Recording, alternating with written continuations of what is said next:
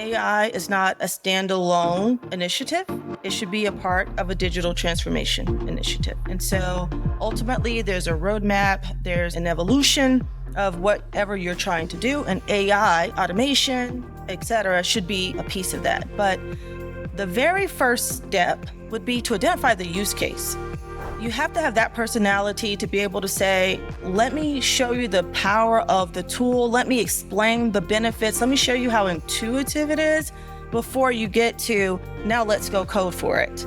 Let's get into the data. Let's go clean the data, right? I think that's latter once you sell the value of the tool. My goal is to empower our sales teams, our marketing teams, our client-facing teams with these types of tools, because that gives them the ability to go out and do what they do best, right? Which is solve our customer problems and make sure they're understanding our customers' needs, and let the technologists do all the hard work in the background, but give them a tool that they can actually use to make their lives easier and go home at 5 o'clock.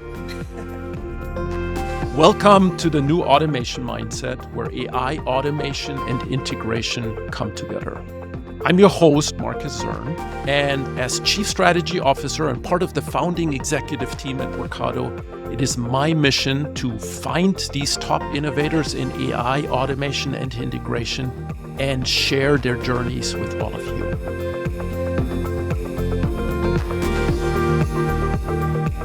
So today I'm very, very excited to have with me Angela Stewart.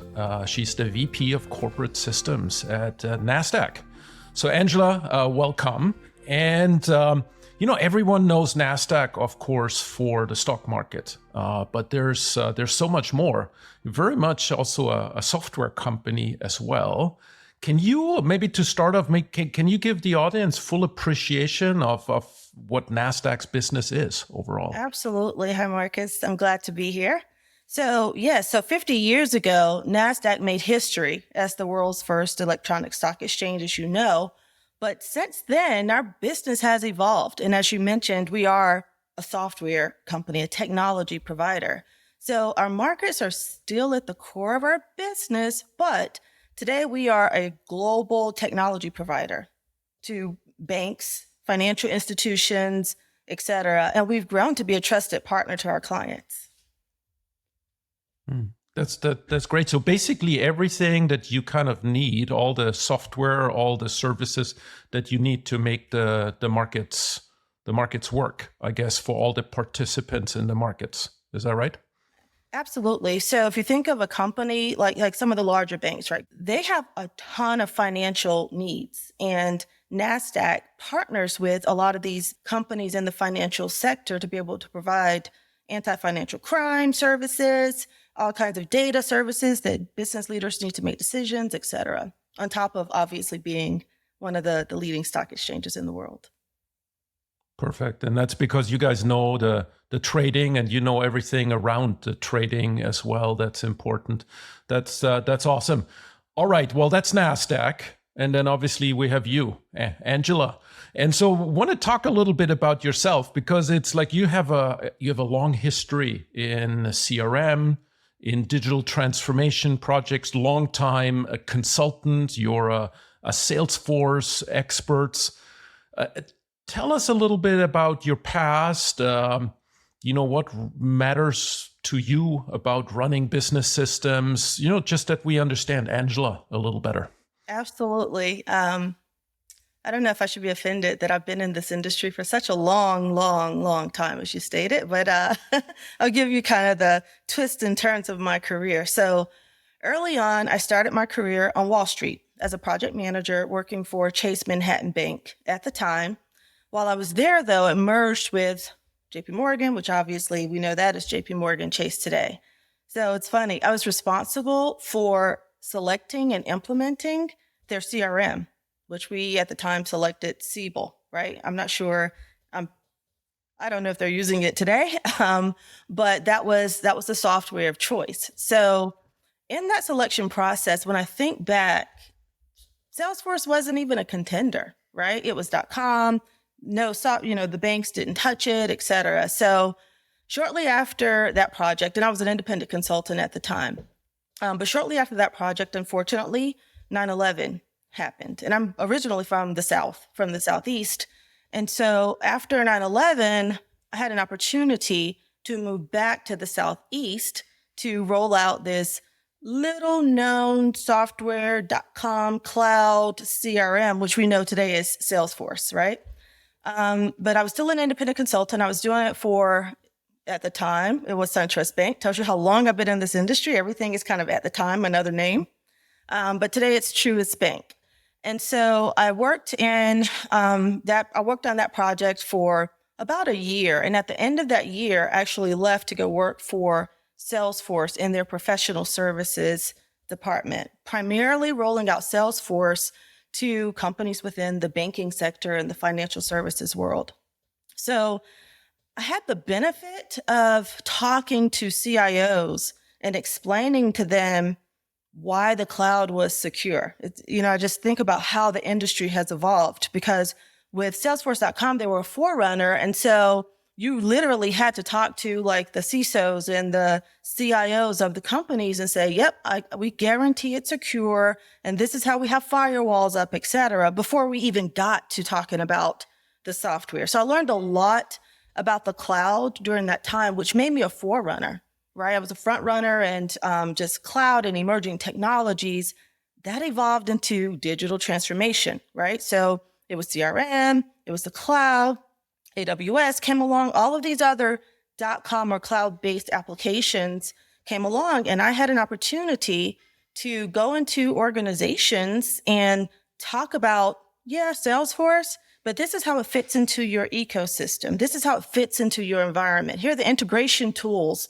you're going to need, et cetera. So for most of my career, I was in digital transformation. I don't think we called it digital transformation back then, but I would go into organizations, understand their current state, and then help them come up with a roadmap and a path to be, a competitive player in that digital space. It's really interesting. So look, I mean, our CEO, Vijay Tella, he actually did the integration game since like 88, right? So now we're actually looking further backwards. I myself remember Siebel like really well. I was at Oracle in the 2000s, and we saw like how Salesforce just took the market. It was actually quite something. At some point, Siebel actually, got acquired into Oracle. So we owned Siebel at that time, but it was the tail end. Now, the funny thing is, you might actually appreciate that is like when we started off doing Workato, we saw a lot of integration platforms. And this is, but mind you, this is 2013. Okay. So this is afterwards, 2013, Salesforce had happened. Siebel kind of was irrelevant at that point. But in the integration space, all we saw were players that looked like Siebel, to be honest. And we kind of said like, hey, the integration world needs something like a Salesforce, cloud native, simplified. I think one of the things that Salesforce did really well, this huge army, I guess you're part of that, of the Salesforce administrators, the people who understand the business, don't have to be rocket scientists, but can configure and implement and make Salesforce work. And we wanted to achieve the same for what we did, which is integration. Does that make sense? I mean, does that resonate as someone from the Salesforce world? Absolutely. And when I was first introduced to Workato, I don't want to continue to date myself, but at least 8 or 9 years ago, right around the time it was starting to become popular, it reminded me so much of Salesforce. Like it just worked, right? It was intuitive. You didn't have to do a ton of data mapping and coding. There's some data mapping, but for the most part, you're like, hey, here's a catalog of recipes, right? Drag and drop, and now you have data talking to each other. And that's exactly how, in my opinion, Salesforce started for me as being such an appealing application. So yeah, I can definitely relate to the similarities. Now, before we get into Workato and the details and so on, let's talk about your current role at Nasdaq. So you have this long history. You've done CRM. You've done the digital transformations. What does your day-to-day, your role look at Nasdaq? What are you focused on? What do you want to achieve at Nasdaq?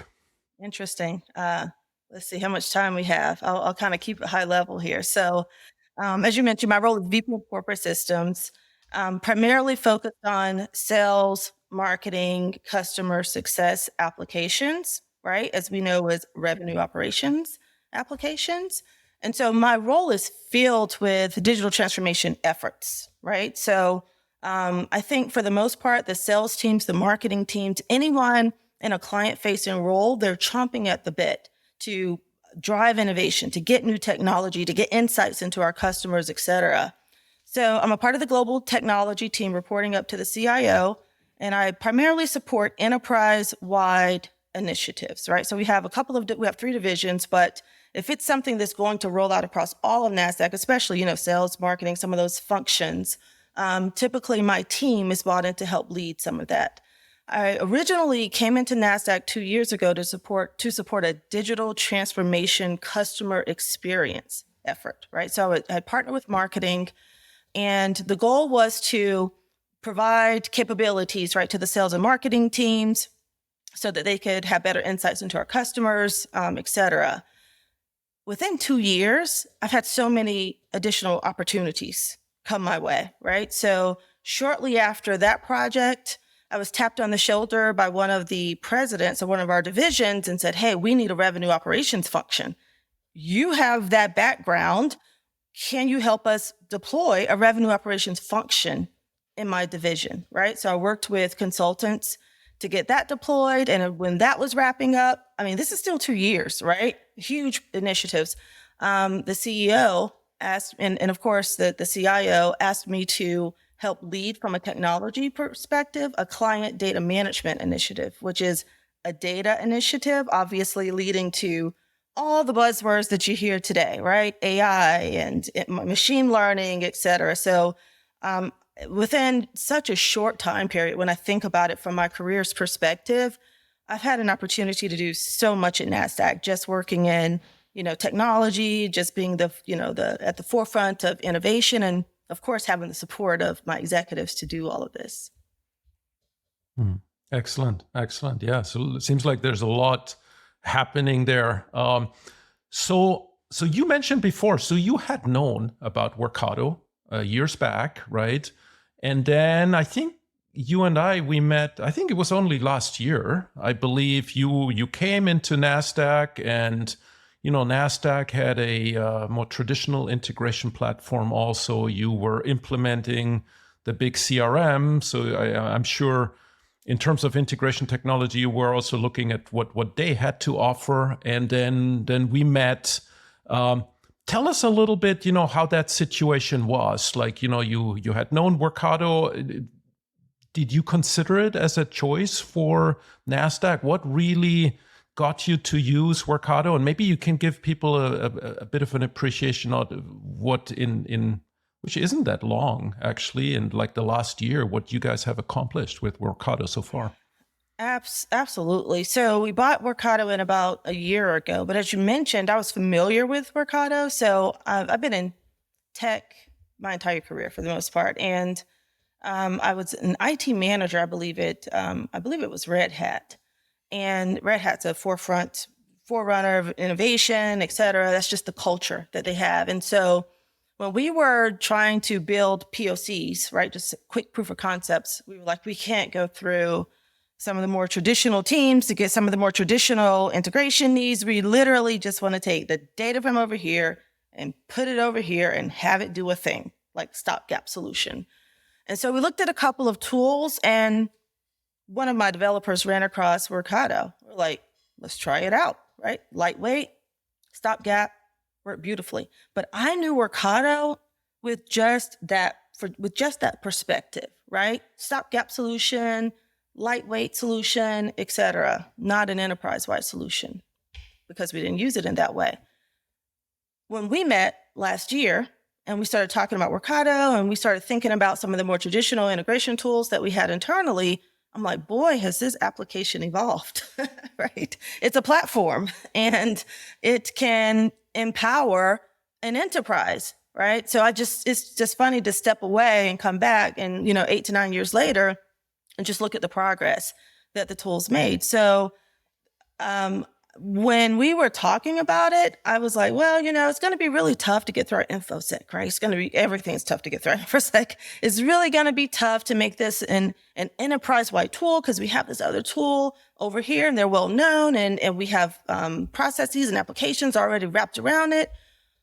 But the beauty of Workato is that we can actually offer this tool to our business users. Right. So I think that was the key differentiator for us. So we could stand in line and get on a backlog for our integration team to get around to our request, right? And they come back and they say, magic, it works, right? Or we could have this drag and drop interface, intuitive tool, train our business users. And guess what? They don't have to come to IT at all. And that's the path that we're on now. And that's what Workato has really allowed us to do. Well, first of all, thank you for acknowledging the evolution that happened with Workato. We had done enterprise integration, I told you, Vijay, since like 88. So, Vijay actually is it's part of the founding team of a company called TIBCO, TIBCO, that was, huge data company, really one of the, I would say there's two grandfathers of integration. There's like Informatica on one end, which used to be like with the data warehouses, that kind of stuff, ETL. And then TIBCO, which was the real-time integration company, more messaging. Actually very, very popular on Wall Street, Chase and those JP Morgan Chase and so on. All of them used TIBCO as well. In fact, Vijay worked with some of your senior technologists like 25 years back. Wow. When he was a young consultant working in the company. So because, you guys are in Wall Street and electronic trading and that kind of stuff. So we always knew the enterprise needs. Now, obviously, it takes a little time to bring that into a new platform. And I think you saw that with Salesforce, how Salesforce evolved. In the beginning, it was also just more like small companies that used it. And you alluded to the difficulties with a bank to accept that. I think in Workato, there was also something else, which was kind of this cognitive dissonance, almost like when something looks so much easier and drag and drop, people almost think, they assume or they speculate it can only be for simple use cases. It's kind of, it somehow goes together, and it's not true. It is like the idea, the vision of Workato was always to build a full, complete, comprehensive, enterprise-grade integration platform, just with that much easier use, much more accessible, including a broader set of people, business people, operational people, and so on. That was the vision, but it took time, took a little time. Now, the cool thing is I know you're going to speak at our conference here very soon, and so is Visa, and so is Coinbase. They're all using Workato now, and there's something we're proud of, but it took time. It definitely took time. But let's go a little bit into how this works at Nasdaq. So everyone out there these days, they want to automate processes. They also, we're going to, of course, have to talk about AI at some point. They want to introduce AI into their businesses. But as you and I know, it's harder. It's more easily said than done, right? It takes a foundation. It also takes maturity, organizational maturity. So I wonder, like, from your perspective, if you really want to do this well, what does it take? And where do you start? If someone in the audience says, like, yep, that's what I want, what do I have to do first? How do I work on the team? What is almost essential to get going, to have the groundworks to be successful? What does it take? Yeah, so that's an excellent question. And I have put some thought into it previously, just because AI is a buzzword, right? GenAI, AI. You can't look at any kind of website in technology without AI. But I learned that some businesses are struggling. They want AI, but they have no idea like what that means. And I think so the kind of the high level, the headline would be AI is not a standalone initiative. It should be a part of a digital transformation initiative, right? And so ultimately, there's a roadmap, there's an evolution of whatever you're trying to do, and AI, automation, et cetera, should be a piece of that. But the very first step would be to identify the use case, right? Who are we trying to do this thing for? Who is this going to benefit, right? Really kind of understand their day-to-day, their day in the life, and put your arms around how this AI solution, use case, et cetera, will benefit them. Also, you don't want to, as you're thinking about your target audience, you don't want to put yourself in a position where you're doing good for one and then hurting another, right? So there are ethical considerations as well, and legal implications, right? We live that day in and day out at Nasdaq. So that's top of our any kind of AI governance strategy that we have. But one, identify the use case, make sure it's a suitable use case, and then prepare the data, right? You really can't have AI unless you have a good, solid data foundation, right? So by preparing the data, you want to look at your data sources. So you have your use case, you know what you're trying to do, you know your outcomes that you're aiming for. Do you have all the data sets in place, right? And so if you don't have your data sets in place, you want to get those data sets in place. And then when you look at the data and start assessing it and labeling it, et cetera, you want to make sure it's complete data. Because if you don't have complete data, or you have a ton of duplicate data or bad data sets, et cetera, you're going to get unexpected results. So data is just as important as who am I doing this for and why am I doing this? And one piece I always like to throw in is the team, right? So AI is relatively new and has become, I'll say, more appreciated on, let's say, the Gartner hype curve, or companies that are kind of reaching the level of maturity to adopt it. So you want to make sure you have a team that thinks that way, thinks in an agile, kind of passionate kind of way, right? You don't really want people on your team that are going to be naysayers, right? Let me tell you everything reason why we shouldn't do this. Like, what if, right? You go down this rabbit hole. The reason I mentioned agile is because it's iterative, right? You test and learn. You look at your results. You fail fast, right? You do whatever it takes to get those quick wins. And you want to make sure that as you're developing kind of your business case and putting your team together, pick a decision maker, right? Everybody has an opinion, right? So as you start building the team up front, decide if we get into a position in which we're trying to figure out how to move forward and we are potentially stuck, who is the tiebreaker? Who can make that decision? So at Nasdaq, we have governance boards and we have steering committees. It could be that body that we would present it to make that decision. But it can be, even on a smaller scale, an individual, but you want to pick that up front, not when you're in a challenging kind of situation, right? It's a little bit too late then. Another kind of tip would be painting the vision. Start with the end in mind. What are the outcomes? What are your KPIs? How are you going to measure success? So if you start looking at the data sets and you see that it's going to take you months or years, maybe even to collect the data that you need, then you might want to go to another use case, right? You have a backlog, you have brainstorming sessions, et cetera. So you may want to go to another use case to get those quick wins, especially if you've not adopted it in your organization yet. Build the confidence of your executive team, build your own confidence, right? Roll out some of those quick wins. And then as you learn on a small scale, maybe in a department, do a POC with a group of people, a group of champions, right? And then expand it out to the entire organization. Mm. Yeah, it's fascinating. I mean, it does take quite a bit, right, to get this all going. I mean, we wrote this book, The New Automation Mindset, and you might have, I don't know if you managed to get a copy, but we talk about the process mindset. I think you started off saying like, hey, if I'm doing AI, if I'm doing GenAI, it really has to fit into a business process. It has to fit into something that really drives an outcome for the business. It can't just be for the sake of it. I think that's important.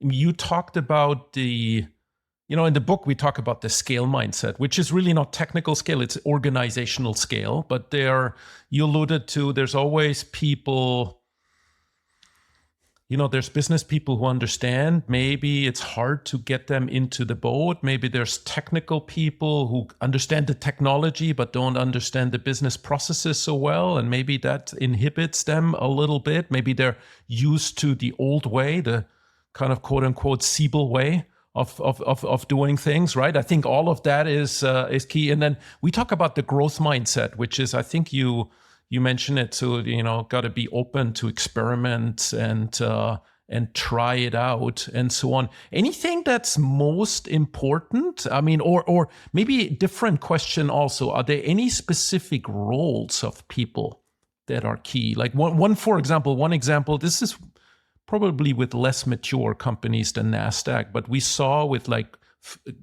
fast growing tech companies, often they start off and they have all their IT people are mostly just in almost like silos around the applications, but no one looks at the overall. No one is like that architect and call it enterprise architect or call it like a process architect or something like that. Does that sound familiar? It does. So some organizations will go out and get a bunch of statistics experts and data engineers, and to your point, tons of technical resources, and can't understand why their projects don't get off the ground. So a lot of the skill sets required for those roles are very analytical, right? They zoom into the detail. Super, super bright people. I work with that group of that type of person on a day-to-day basis. But what's missing, what's critical, is a product owner, right? You've got to have a product owner that understands what use case you're actually trying to implement, right? In business terms, right? The first time you say Python in a sentence, then guess what? You probably are having the wrong conversations. And usually you have to sell it, right? So if you're selling this, you want to get executive buy-in. So for example, just even speaking of Workato, every year, or for the last 2 years, I put on this event called Art of the Possible. And many people from Workato attended that event. And we had about 50 to 80. I had 2 of them already, but 50 to 80 people, I'll say, at any given time in the audience. And so the whole premise of this event is that we would talk to our current customers, our suppliers, as well as prospects. And they get on stage and they would present to both executives and tech people, executives, business people, tech people. And Workato was up, right? So Workato was like, yeah, this is what we do. We do automation. Everybody's like, how is this different from this? And lots of naysayers, and they say this and they say that, right? For the most part. And then finally, one of your sales engineers, right, which is another role, the technical side, but can present. The sales engineer said, you know what? I'm going to go off script and I'm just going to show you.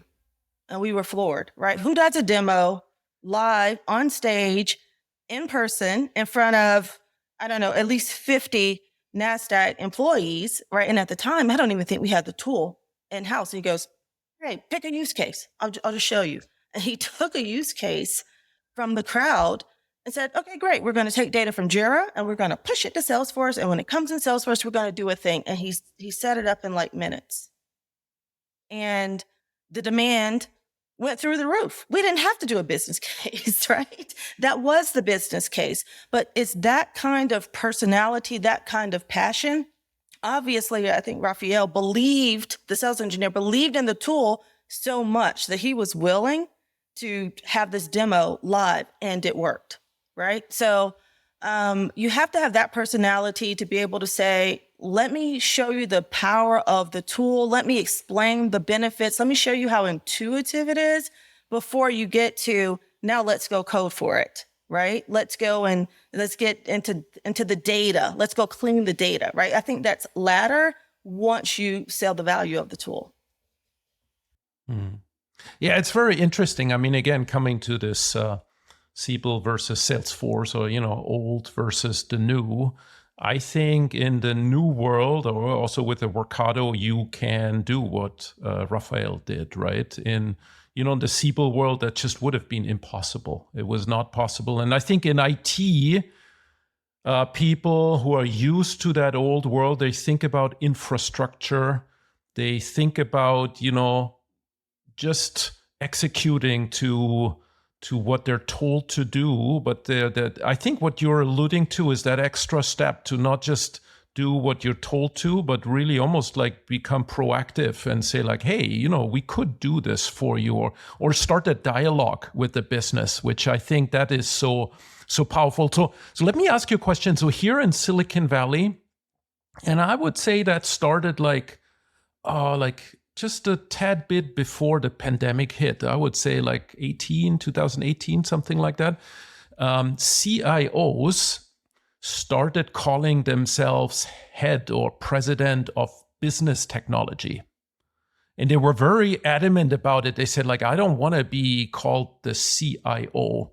It seems like, well, it's chief information officer, but people think of it, it almost feels like I'm the chief infrastructure officer. I want to make a point that my role actually changed.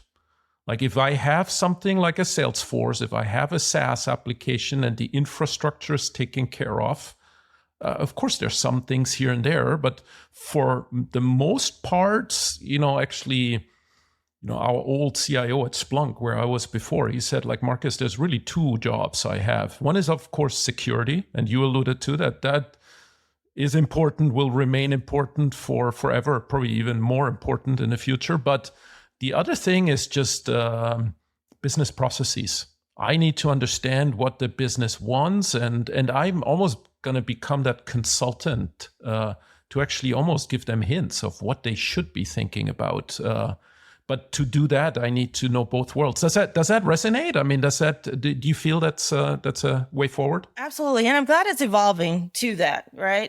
Even our CIO and CTO, he may say, oh, the term IT, it's so old school. We have to understand what the business is doing. How does this benefit the business? So he pushes that from the top down. But I have a monthly team meeting with my entire organization, and I typically have a special guest. And our special guest is someone from the business. Tell us about the products that we have. Tell us about the products that we're planning to have. Tell us about your business process. What are your pain points? Because the more we can get our developers and our super analytical, smart people educated on the why, right? The more beneficial, the more proactive we can be, right? And so we're not order takers. We can actually be those technologists to say, well, you do it this way and you do it this way. And I know you've been doing it for 10 years, but why don't we add a button, which is exactly what we did with Workato. Why don't we add a button in Salesforce on the account page? And instead of you going to Outlook and all these other systems, you click the button and poof, it generates a PDF for you, right? And then it saves, weeks of time, usually minimum hours worth of work. So yeah, absolutely. The business technology piece of that, the understanding the business, day in the life, et cetera, is way more important. The technology supports whatever that business process is supposed to be.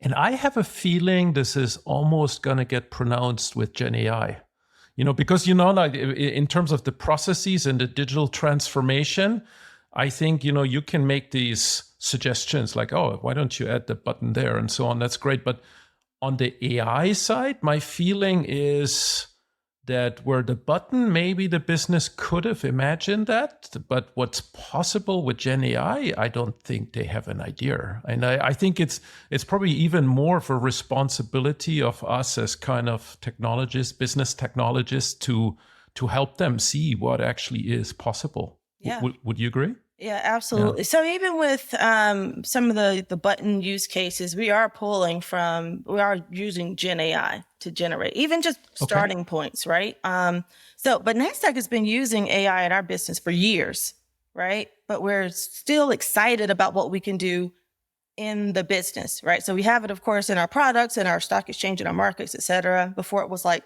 popular, we were using AI, but now we're looking at internally.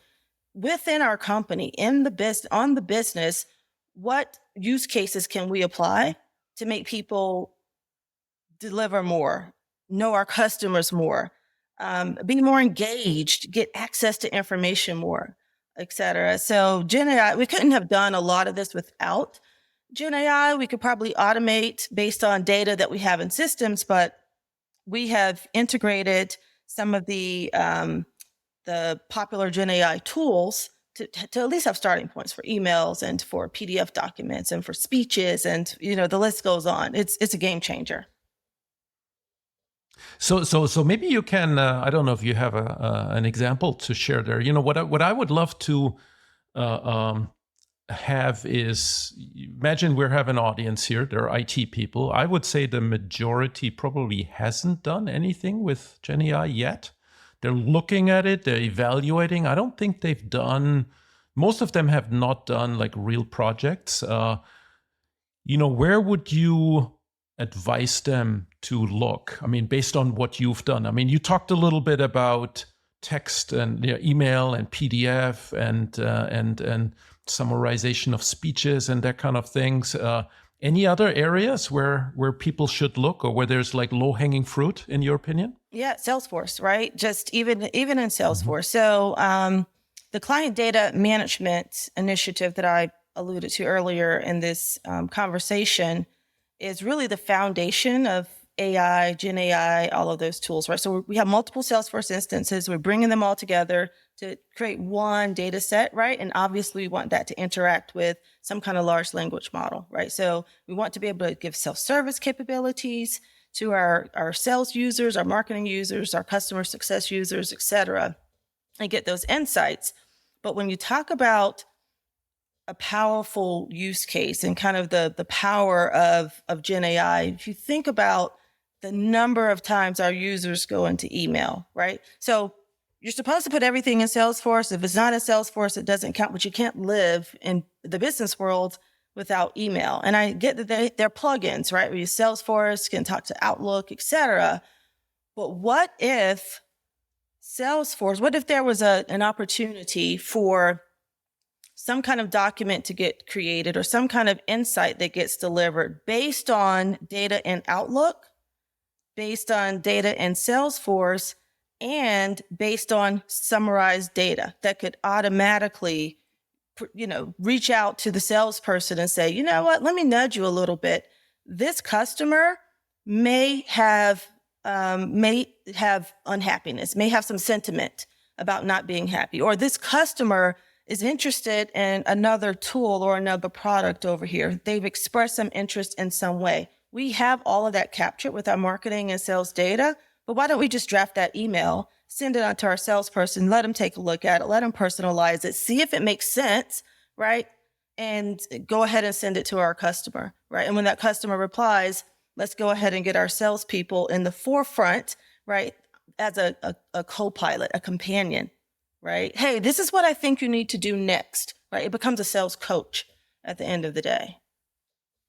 I think you nailed it here. I mean, I feel, look, when you, I'm almost thinking of like movies, right? If you got a crime movie, I mean, what does the cop hate or the detective hate the most is kind of writing the report afterwards, right? It's like Everyone hates that, right? They want to go out and solve a crime. They don't want to write the report. Yet in Salesforce, in any CRM system, we kind of go like, it's only, I mean, the salesperson still has to type everything into Salesforce most of the time. And that, they obviously don't like that. They would love to rather talk to the customer and do other things.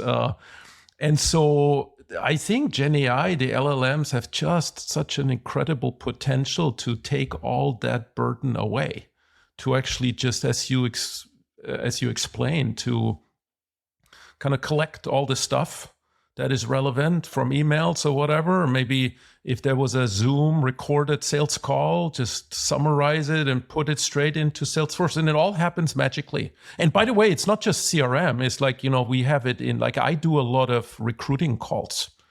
And every time after the recruiting call, I then need to type my summary into the recruiting tool, right? And I moved on and doing something else. And then at night I sit there and still have to type it in, but that's not necessary anymore. Is you can actually, the LLM can help you with that. I think in support, I mean, we have customers that get support requests by email.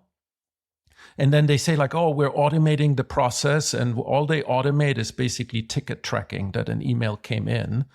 But everything else, reading the email, all of that is still manual. And then deciding what to do about it is still manual. But with the LLM, we have customers that read the email, classify it into one of 5 scenarios, or also raise the hand and say like, well, this one, I don't know. You got to look at it. But, if 85% of the cases get identified, then you can fully automate and just have someone hit the approve button. And it's so much more, the world is so much more convenient. We can go home at 5 o'clock. We don't need to work overtime, and we enjoy the work more that we do. I think that's the low hanging fruit. And then we can take it to the next level. Yeah, agreed. Yeah. And I think that true technology, I'm a technologist, you're a technologist, right? And our goal is to make the lives of our business people, make it easier for them, right? Like Workato, Salesforce, other tools that we've talked about in this pod. I think that if a developer is required, then it is a tech tool, right? But when we think about the democratization, of tools like this, it should be intuitive, like Facebook. No one had to train you on how to use Facebook, Instagram, a lot of these social media tools that are out there. You just click around and you use it. And my goal is to empower our sales teams, our marketing teams, our client-facing teams with these types of tools. And honestly, the rest of this year and all of 2025, my goal is to put tools like Workato in the hands of more and more business people, because that gives them the ability to go out and do what they do best, right? Which is solve our customer problems and make sure they're understanding our customers' needs, and let the technologists do all the hard work in the background, but give them a tool, right, that they can actually use to make their lives easier and go home at 5 o'clock. That's right. And again, the GenAI, if you think about, Workato is doing that for all the workflow and the automation and the accessing of the systems. And then GenAI, I think, is really democratizing AI. Because if you think about it before, there was AI in the past. It was more statistically and so on. It needed a data scientist to understand it. But now, it's actually easier. And then if you bring the two together, the automation and the AI, then... yeah, I think our minds, magic happens. Yeah, just one other note. So I just want to mention at our Investor Day earlier this year, we announced our goal at Nasdaq of getting these GenAI tools into 100% of our employee populations by the end of this year, right? So that's how powerful, right? You talk about a visionary, you're talking about making, this a magical game changer. When companies like Nasdaq say it's the automation, AI, Gen AI, let's get this in the hands of not our technologists, 100% of our employee population, it kind of shows the power of the tool and where we're headed. Oh, it's incredible. I see it with my 16-year-old son.